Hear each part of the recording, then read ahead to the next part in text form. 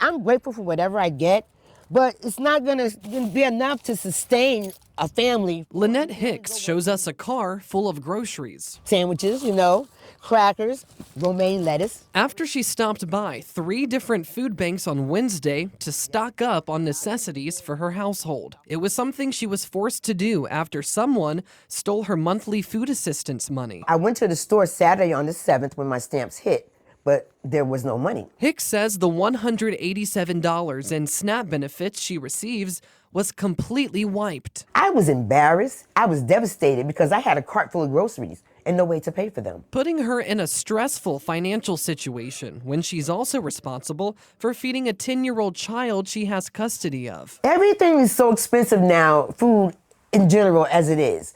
The food stamps I get don't feed my family, but it does help. The state says skimming, cloning, and phishing of EBT cards are often the underlying causes in these cases. Between September and November, the Virginia Department of Social Services says it replaced stolen benefits for over 4,300 people, and the city of Richmond reported a 2,000% increase in theft last month. Right now, a federal law gives states the authority to replenish stolen benefits, but funding for that program is set to expire in just 1 week if Congress declines to extend it. They need to find some funding to continue to replace stolen stamps.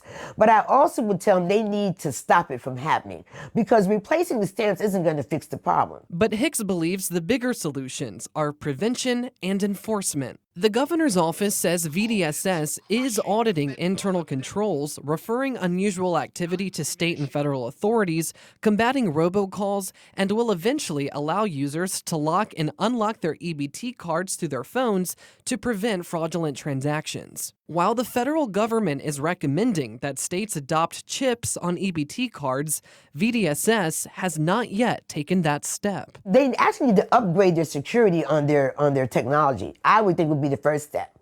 I think the second step would be maybe doing something like a chip, turning the whole system over so there aren't any more swiping and entering PIN numbers. And lastly, she wants thieves held accountable. Maybe they need to find out who's doing it, and if they catch them and prosecute them, maybe that will deter people from trying it in the future. The U.S. Attorney's Office in our district says they have not recently prosecuted anyone for this type of crime. The FBI says they cannot comment on specific cases, but they add they do investigate this kind of fraud.